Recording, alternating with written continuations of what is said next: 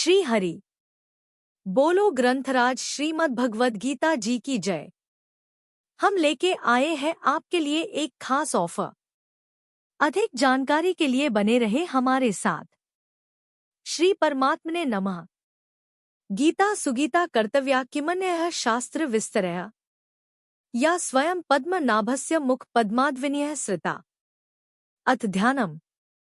शांताकारं भुजग शयनं पद्मनाभं सुरेशं विश्व आधारं गगन सदृशं मेघवर्णं शुभांगम। लक्ष्मीकांत कमल नयन योगिभिः ध्यान गम्यं वंदे विष्णु भव भयहरं सर्व लोकैकनाथम्। यं ब्रह्मा वरुणेन्द्र रुद्रमृतः स्तुन्वन्ति दिव्यैः स्तवैर्वेदैः सांग पद क्रमोपनिषदे गायन्ति यं सामगाः। ध्यान अवस्थित तद्गतेन मनसा पश्यन्ति यं योगिनो यस्यान्तं न विदुः सुर असुरगणा देवाय तस्मै नमः। वसुदेव सुतं देव कंस चाणूरमर्दनम् देवकी परमानंदम कृष्ण वंदे जगद्गुरुम्। नमस्ते दोस्तों, स्वागत है आपका हमारे चैनल पर। आज हम भगवद गीता के अध्याय 5 के श्लोक 13 और 14 पर चर्चा करेंगे। जानिए कैसे त्याग और कर्मयोग के माध्यम से जीवन में शांति और स्थिरता प्राप्त की जा सकती है। अगर आपने चैनल को सब्सक्राइब नहीं किया है तो अभी करें और कमेंट बॉक्स में स्क्रीनशॉट शेयर करके वाउचर जीतने का मौका पाएं। पिछले वीडियो में हमने श्लोक 11 और 12 पर चर्चा की थी, जिसमें कर्म के महत्व और मानसिक संतुलन की बात की गई थी। श्लोक 13 और 14 में भगवान श्री कृष्ण ने बताया है कि जब व्यक्ति अपने मन और इंद्रियों को वश में कर लेता है और हर कर्म को समर्पण की भावना से करता है तो उसे आंतरिक शांति प्राप्त होती है। भगवद गीता अध्याय 5 श्लोक 13 से 14। सांख्ययोगी की स्थिति का कथन। श्लोक 13। सर्वकर्माणि मनसा सन्न्यस्यास्ते सुखम वशी नवद्वारे पुरे देहि नैव कुर्वन् कार्यन्। उच्चारण की विधि। सर्वकर्माणि मनसा सन्न्यस्य आस्ते सुखम वशी नवद्वारे पुरे देहि न एव कुर्वन् न कार्यन्। 13। वशी अर्थात अंतःकरण जिसके वश में है, ऐसा सांख्य योग का आचरण करने वाला। देहि अर्थात पुरुष, न अर्थात न, कुर्वन् अर्थात करता हुआ, और न अर्थात न, कार्यन अर्थात करवाता हुआ, एव अर्थात ही, नवद्वारे अर्थात नवद्वारों वाले शरीर रूप, पुरे अर्थात घर में, सर्वकर्माणि अर्थात सब कर्मों को, मनसा अर्थात मन से, सन्न्यस्य अर्थात त्याग कर, सुखम अर्थात आनंदपूर्वक, सच्चिदानंदघन परमात्मा के स्वरूप में, आस्ते अर्थात स्थित रहता है। अर्थ अंतःकरण जिसके वश में है, ऐसा सांख्य योग का आचरण करने वाला पुरुष न करता हुआ और न करवाता हुआ ही नवद्वारों वाले शरीर रूप घर में सब कर्मों को मन से त्याग कर आनंदपूर्वक सच्चिदानंदघन परमात्मा के स्वरूप में स्थित रहता है। 13। व्याख्यावशी देहि इंद्रिया, मन, बुद्धि आदि में ममता आसक्ति होने से ही ये मनुष्य पर अपना अधिकार जमाते हैं। ममता आसक्ति न रहने पर ये स्वतः अपने वश में रहते हैं। सांख्ययोगी की इंद्रिया, मन, बुद्धि आदि में ममता आसक्ति न रहने से ये सर्वथा उसके वश में रहते हैं। इसलिए यहां उसे वशी कहा गया है। जब तक किसी भी मनुष्य का प्रकृति के कार्य, शरीर, इंद्रियों आदि के साथ किंचन मात्र भी कोई प्रयोजन रहता है, तब तक वह प्रकृति के अवश अर्थात वशीभूत रहता है। कार्यते ह्यवशः कर्म सर्वः प्रकृतिजैर्गुणः। गीता 3:5। प्रकृति सदैव क्रियाशील रहती है, अतः प्रकृति से संबंध बना रहने के कारण मनुष्य कर्मरहित हो ही नहीं सकता।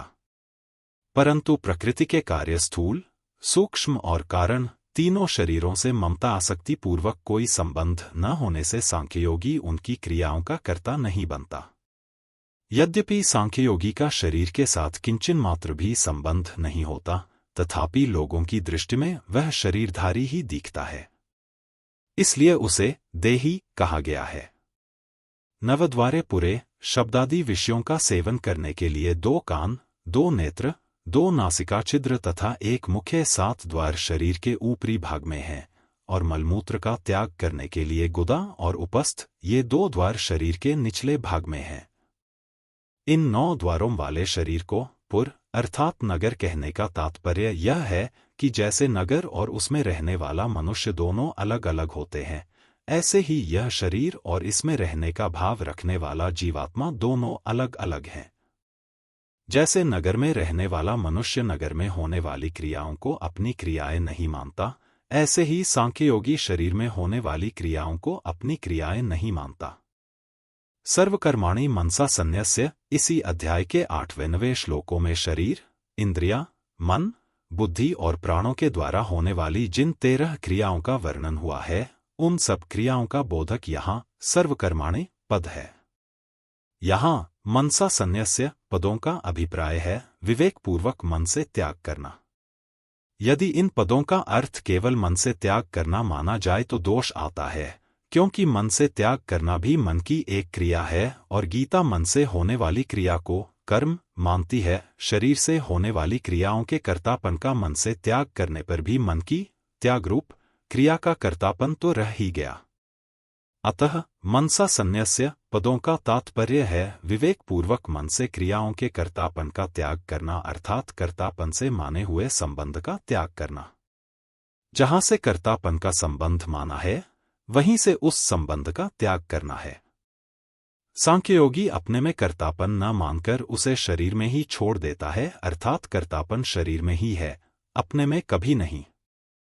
शरीर वामनोभिर्यत कर्म प्रारभते नरः 18:15 नैव कुर्वन् कार्यन् सांख्ययोगी में कर्तृत्व और कार्यतृत्व दोनों ही नहीं होते, अर्थात वह करने वाला भी नहीं होता और करवाने वाला भी नहीं होता। शरीर, इंद्रिया, मन, बुद्धि आदि से किंचन मात्र भी अहंता ममता का संबंध न होने के कारण सांख्ययोगी उनके द्वारा होने वाली क्रियाओं का कर्ता अपने को कैसे मान सकता है, अर्थात कभी नहीं मान सकता। इसी अध्याय के 8वें श्लोक में भी नैव किंचित करोमि पदों से यही बात कही गई है। 13वें अध्याय के 31वें श्लोक में भी भगवान ने शरीरस्थोपि कौन्तेय न करोति पदों से कहा है कि शरीर में रहते हुए भी यह अविनाशी आत्मा कुछ नहीं करता। यहां शंका होती है कि जीवात्मा स्वयं कोई कर्म नहीं करता, किंतु वह प्रेरक बनकर कर्म तो करवा सकता है। इसका समाधान यह है कि जैसे सूर्य भगवान का उदय होने पर संपूर्ण जगत में प्रकाश छा जाता है, लोग अपने अपने कामों में लग जाते हैं। कोई खेती करता है, कोई वेद पाठ करता है, कोई व्यापार करता है आदि। परंतु सूर्य भगवान विहित या निषिद्ध किसी भी क्रिया के प्रेरक नहीं होते।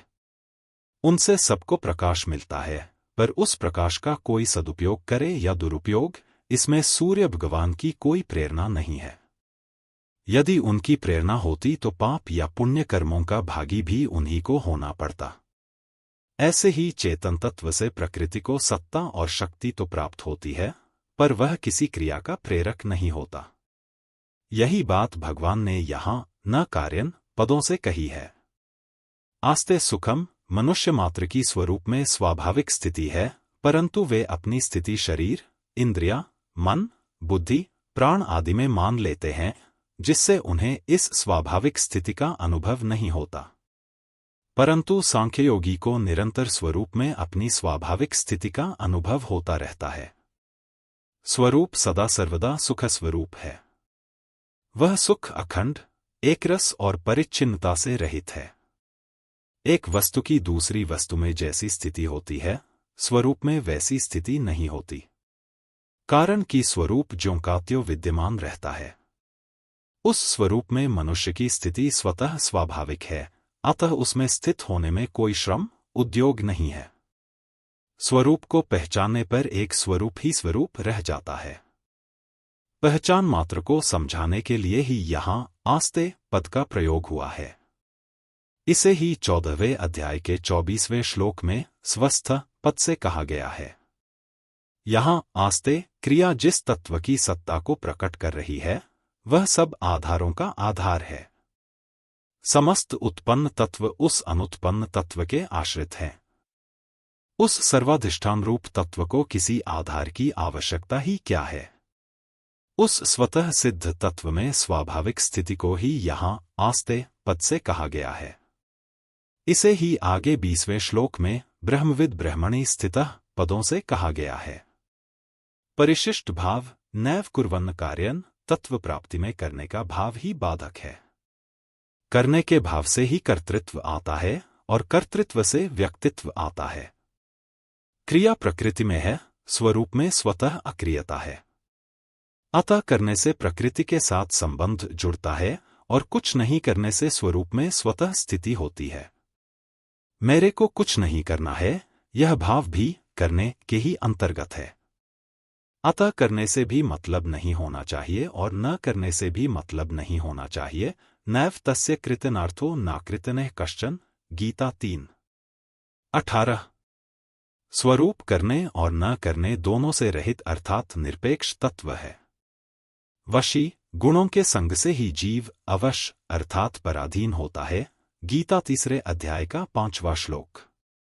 ज्ञानयोग से अवस्था मिट जाती है और जीव वशी अर्थात स्वाधीन निरपेक्ष जीवन हो जाता है। संबंध पूर्व श्लोक में कहा गया कि सांख्य योगी न तो कर्म करता है और न करवाता ही है, किंतु भगवान तो कर्म करवाते होंगे।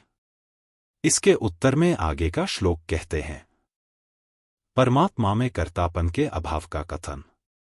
श्लोक 14। न कर्तृत्वं न कर्माणि लोकस्य सृजति प्रभुः न कर्म फल संयोगन स्वभावस्तु प्रवर्तते।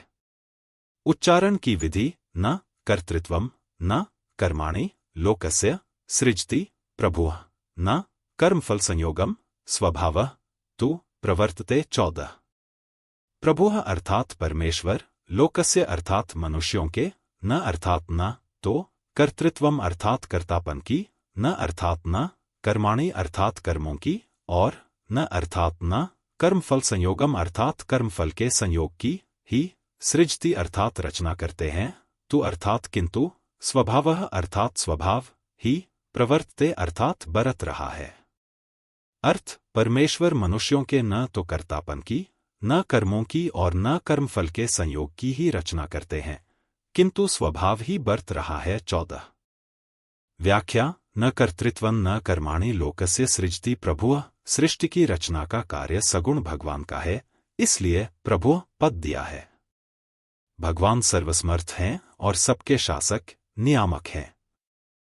सृष्टि रचना का कार्य करने पर भी वे अकर्ता ही हैं। गीता 4 अध्याय का 13वां श्लोक। किसी भी कर्म के कर्तापन का संबंध भगवान का बनाया हुआ नहीं है। मनुष्य स्वयं ही कर्मों के कर्तापन की रचना करता है। संपूर्ण कर्म प्रकृति के द्वारा किए जाते हैं, परंतु मनुष्य अज्ञानवश प्रकृति से तादात्म्य कर लेता है और उसके द्वारा होने वाले कर्मों का कर्ता बन जाता है। गीता 3 अध्याय का 27वां श्लोक। यदि कर्तापन का संबंध भगवान का बनाया हुआ होता तो भगवान इसी अध्याय के 8वें श्लोक में नैव किंचित करोमीति युक्तो मन्यत तत्ववित् ऐसा कैसे कहते। तात्पर्य यह है कि कर्तापन भगवान का बनाया हुआ नहीं है, अपितु जीव का अपना माना हुआ है। अतः जीव इसका त्याग कर सकता है। भगवान ऐसा विधान भी नहीं करते कि अमुक जीव को अमुक शुभ अथवा अशुभ कर्म करना पड़ेगा। यदि ऐसा विधान भगवान कर देते तो विधि निषेध बताने वाले शास्त्र, गुरु, शिक्षा आदि सब व्यर्थ हो जाते, उनकी कोई सार्थकता ही नहीं रहती और कर्मों का फल भी जीव को नहीं भोगना पड़ता। न कर्माणि पदों से यह सिद्ध होता है कि मनुष्य कर्म करने में स्वतंत्र है। न कर्म फल संयोगम, जीव जैसा कर्म करता है वैसा फल उसे भोगना पड़ता है। जड़ होने के कारण कर्म स्वयं अपना फल भुगताने में असमर्थ है। अतः कर्मों के फल का विधान भगवान करते हैं। लभते च ततः कामान्यैव विहितान् हितान्। गीता 7:22। भगवान कर्मों का फल तो देते हैं, पर उस फल के साथ संबंध भगवान नहीं जोड़ते, प्रत्युत जीव स्वयं जोड़ता है। जीव अज्ञानवश कर्मों का कर्ता बनकर और कर्मफल में आसक्त होकर कर्मफल के साथ अपना संबंध जोड़ लेता है और इसी से सुखी दुखी होता है। यदि वह कर्मफल के साथ स्वयं अपना संबंध न जोड़े तो वह कर्मफल के संबंध से मुक्त रह सकता है।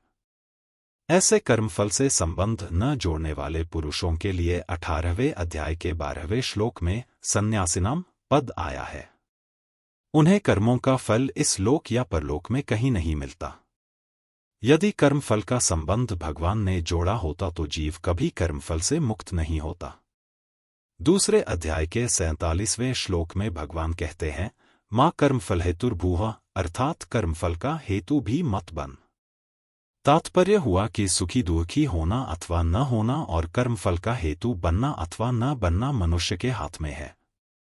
यदि कर्मफल का संबंध भगवान का बनाया हुआ होता तो मनुष्य कभी सुख दुख में सम नहीं हो पाता और निष्काम भाव से कर्म भी नहीं कर पाता, जिसे करने की बात भगवान ने गीता में जगह जगह कही है, जैसे 4 अध्याय का 20वां, 5वें अध्याय का 12वां और 14वें अध्याय का 24वां श्लोक आदि।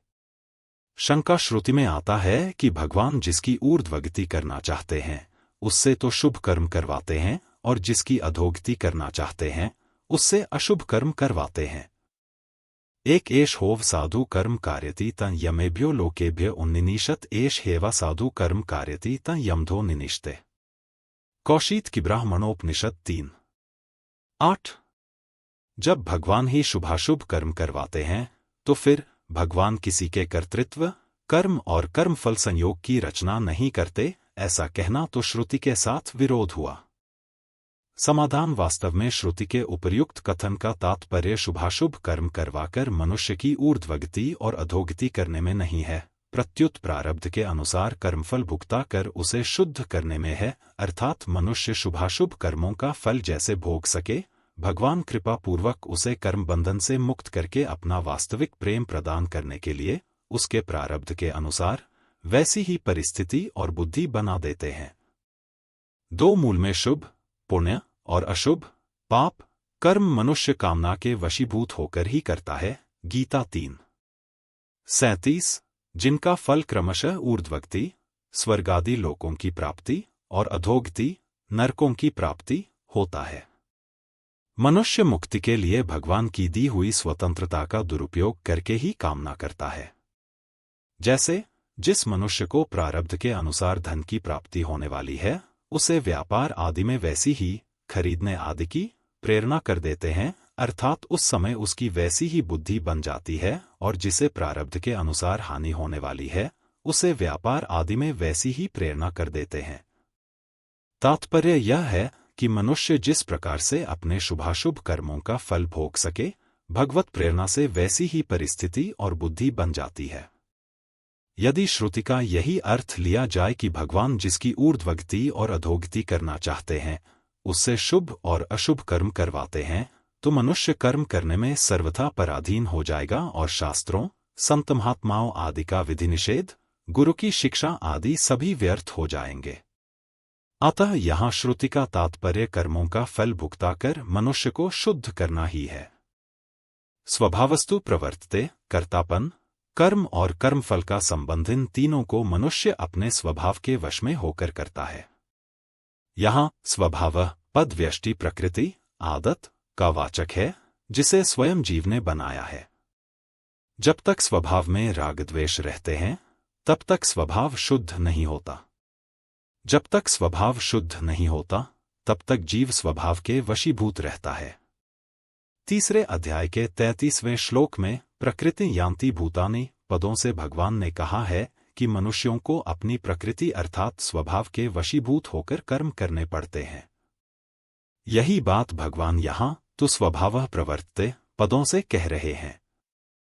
जब तक प्रकृति अर्थात स्वभाव से जीव का संबंध माना हुआ है तब तक कर्तापन, कर्म और कर्मफल के साथ संयोग, इन तीनों में जीव की परतंत्रता बनी रहेगी जो जीव की ही बनाई हुई है। उपर्युक्त पदों से भगवान यह कह रहे हैं कि कर्तृत्व, कर्म और कर्मफल संयोग, भोक्तृत्व तीनों जीव के अपने बनाए हुए हैं, इसलिए वह स्वयं इनका त्याग करके निर्लिप्तता का अनुभव कर सकता है। परिशिष्ट भावकर्तापन, कर्म और कर्मफल का संयोग परमात्मा की सृष्टि नहीं है, प्रत्युत जीव की सृष्टि है। इसलिए जीव पर ही इनके त्याग की जिम्मेवारी है। स्वभावस्तु प्रवर्तते, वास्तव में संसार के साथ संबंध विच्छेद स्वाभाविक है, परंतु अस्वाभाविकता में स्वाभाविकता देखने के कारण संसार का संबंध स्वाभाविक दिखने लग गया। यह स्वभाव स्वतः नहीं है, प्रत्युत बनाया हुआ, कृत्रिम है। संबंध जब भगवान किसी के कर्तृत्व, कर्म और कर्मफल संयोग की रचना नहीं करते, तो फिर वे किसी के कर्मों के फलभागी कैसे हो सकते हैं? इस बात को आगे के श्लोक में स्पष्ट करते हैं।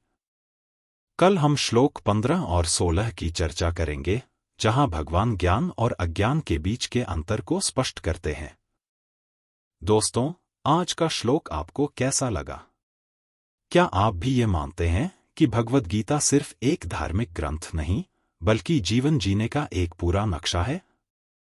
अगर हां, तो इस वीडियो को लाइक और शेयर करके अपनी सहमति जरूर बताएं। और हां, आपके लिए खास ऑफर में वाउचर और YouTube प्रीमियम जीतने का सुनहरा मौका है। बस चैनल को सब्सक्राइब करके QR कोड पर जाकर अपनी डिटेल्स भर दो और कमेंट करें। अगर आपके कमेंट पर 9 लाइक्स आए तो 2 महीने का YouTube प्रीमियम आपका। क्या बात है ना? https://forms.gle/cwmedia7hk6zdndevice6। याद रखें, हर समस्या का समाधान हमारे भीतर ही है। भगवद गीता का ज्ञान हमें यह सिखाता है कि हम कैसे अपने भीतर की शक्ति को पहचान सकते हैं और अपने जीवन को सफल बना सकते हैं। कल मिलते हैं एक और रोमांचक श्लोक के साथ। तब तक के लिए अपना ध्यान रखें और भगवद गीता की सीख को अपने जीवन में उतारते रहें। बोलो ग्रंथराज श्रीमद् भगवद गीता जी की जय। जय श्री कृष्ण।